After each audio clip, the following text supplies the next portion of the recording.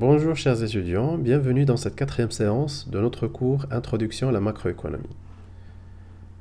Dans les premiers chapitres de notre cours, on a énoncé les trois égalités suivantes. Le revenu national est égal à la dépense nationale. Celle-ci est égale à la somme de la consommation privée et publique, de l'investissement privé et public, et des exportations nettes, soit les exportations moins les importations. Enfin, la dépense globale est elle-même égale au produit national. Dans cette identité comptable, nous passons maintenant à l'étude des comportements économiques qui en découlent. À cet effet, considérons les agents qui prennent les décisions de dépenses. 4 catégories sont à distinguer. Les ménages pour la consommation privée, les entreprises pour les investissements privés, l'État pour la consommation et l'investissement public, et le reste du monde pour les exportations nettes. En consolidant les décisions de l'État dans l'expression dépenses gouvernementales et en notant G le montant global de celles-ci, les dépenses nationales s'écrivent de la manière suivante. Dans le membre de droite, chaque symbole correspond à un type différent de comportement. L'objet de ce chapitre est l'étude de chacun de ces comportements de dépenses, non plus au niveau de chaque agent pris individuellement, mais bien au niveau global de l'ensemble de l'économie. Ainsi, la première section de notre cours construit une théorie macroéconomique de la consommation privée et de l'épargne. La deuxième considère d'une manière macroéconomique les investissements des entreprises privées. Par la suite, la troisième section traite globalement les dépenses gouvernementales. Et enfin, la dernière section couvre les exportations nettes. Dans cette séance, on va se limiter seulement sur la consommation, l'épargne et l'investissement. Le cours suivant abordera les dépenses gouvernementales et les exportations nettes et on analysera les différents aspects. Les besoins humains se manifestent par la demande des agents économiques pour les divers biens. Cette demande, à son tour, s'exprime dans les dépenses de consommation. Comme on a expliqué dans le chapitre introductif, en analyse macroéconomique, les dépenses sont envisagées au niveau global ou agrégé. Il ne s'agit donc pas d'examiner le choix de l'individu entre divers biens ou services, mais bien les dépenses de l'ensemble des consommateurs pour tous les biens de consommation à la fois. En effet, les différentes études économiques suggèrent qu'il existe une relation de cause à effet entre le total des revenus des agents économiques et le total de leurs dépenses globales de consommation.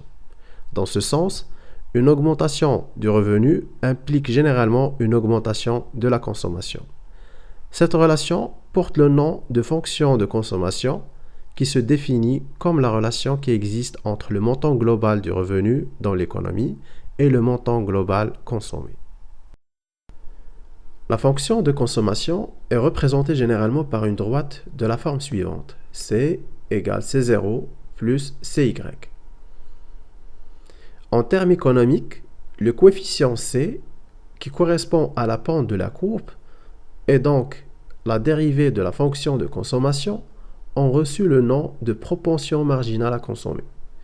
Celle-ci indique en effet le rapport entre un accroissement de la consommation et l'accroissement du revenu qu'il a provoqué.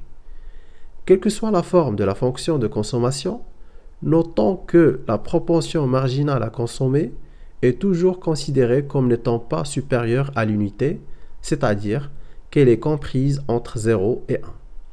Concernant ces zéros, elle est définie par la consommation incompressible, qu'on l'appelle aussi la consommation autonome, qui ne dépend pas du revenu disponible. Ces zéros, en fait, désignent la consommation incompressible des ménages, c'est-à-dire ce qu'ils consomment même lorsque leur revenu est nul. C'est éventuellement pour répondre aux besoins physiologiques, par exemple. À ce niveau, on s'arrête pour expliquer deux concepts fondamentaux en relation avec la fonction de consommation, à savoir la propension moyenne à consommer et la propension marginale à consommer. La propension moyenne à consommer est la part du revenu destinée à la consommation. Elle correspond au rapport entre la consommation et le revenu disponible. Si par exemple, pour un revenu de 1000 dirhams, 600 dirhams sont consacrés à la consommation. La proportion moyenne à consommer dans cet exemple est de 0,6, soit 60%. Le deuxième concept fondamental, c'est la propension marginale à consommer. Elle correspond à la part du revenu supplémentaire qui est consacrée à un supplément de consommation. Autrement dit, elle correspond au rapport entre la variation des dépenses de consommation et la variation du revenu disponible, YT. Cette propension mesure la variation de la consommation des ménages suite à la variation du revenu. Si le revenu, par exemple, augmente de 100 dirhams et que la consommation augmente de 90 dirhams, la propension marginale à consommer dans cet exemple est de 0,8 ou 80%. Donc, 80% de l'augmentation du revenu sont consacrés à la consommation. À partir de la fonction de consommation, nous pouvons déduire celle de l'épargne. En effet, la partie du revenu disponible qui n'est pas consacrée à la consommation sera épargnée. C'est-à-dire que le montant global épargné correspond à l'écart entre le revenu disponible et la consommation. En remplaçant la fonction de la consommation par sa valeur, on obtient une nouvelle formulation. L'épargne correspond donc à l'équation suivante. En factorisant par YT le revenu disponible, on obtient l'équation suivante. 1 moins C est la propension marginale à épargner. Elle est le complémentaire à 1 de la propension marginale à consommer. On la note S. Donc, l'équation de la fonction de l'épargne est la suivante. En partant de la fonction d'épargne, on peut définir la propension moyenne à épargner et la propension marginale à épargner. On appelle propension moyenne à épargner la part du revenu disponible consacrée à l'épargne. Elle correspond au rapport entre l'épargne et le revenu disponible. Si un ménage, par exemple, a un revenu disponible de 2000 dirhams et qu'il épargne 500 dirhams, alors sa propension moyenne à épargner est le rapport entre 500 et 2000, qui correspond à 0,25, soit 25%. La somme des deux propensions moyennes à consommer et à épargner est égale à 1. Concernant la propension marginale à épargner, elle est la part du revenu supplémentaire qui est consacrée à un supplément d'épargne. Elle correspond au rapport entre la variation de l'épargne et la variation du revenu disponible. Si, par exemple, un revenu augmente de 100 dirhams et que l'épargne augmente de 20 dirhams, la propension marginale à épargner est de 0,2, soit 20%.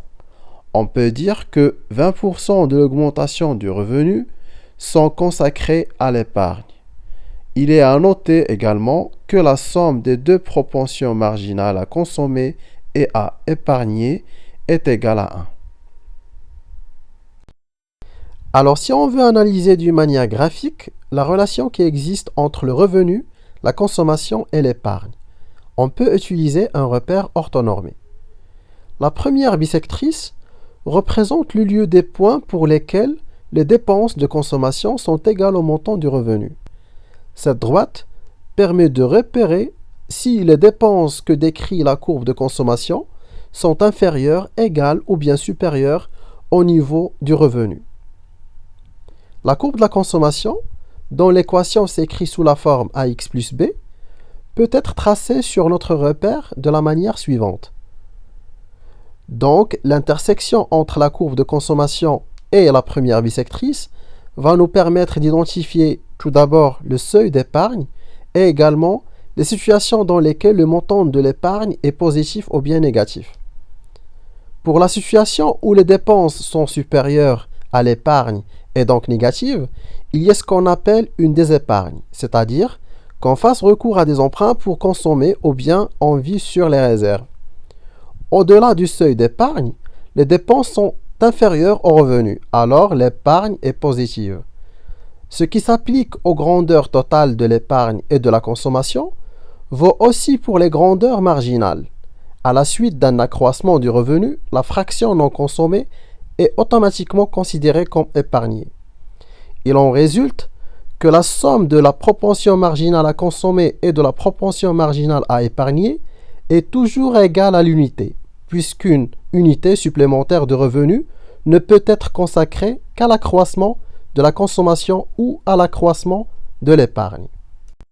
Dans la première partie de ce cours, nous avons considéré que la seule composante de la demande globale était la consommation des ménages. Nous allons à présent ajouter une nouvelle composante, à savoir l'investissement. L'investissement global exprime les décisions de consacrer des ressources à la production de capital physique, c'est-à-dire des biens qui pourront être utilisés ultérieurement comme facteurs dans la production d'autres biens. Ceci peut s'écrire de la manière suivante. I est égal à delta K, où delta K désigne un accroissement du stock de capital physique.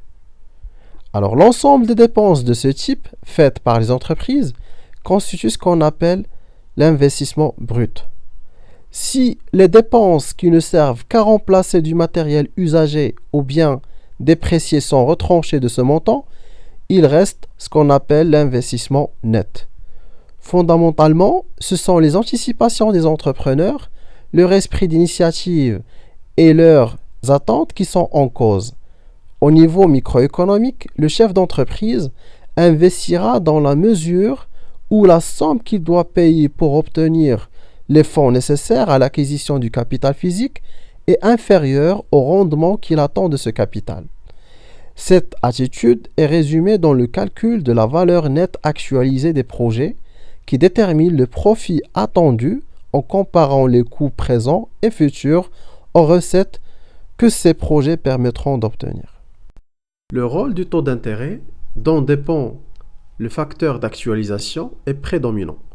Plus celui-ci est élevé, plus le coût du capital est important, et moins il y a de projets d'investissement dont la rentabilité espérée est positive.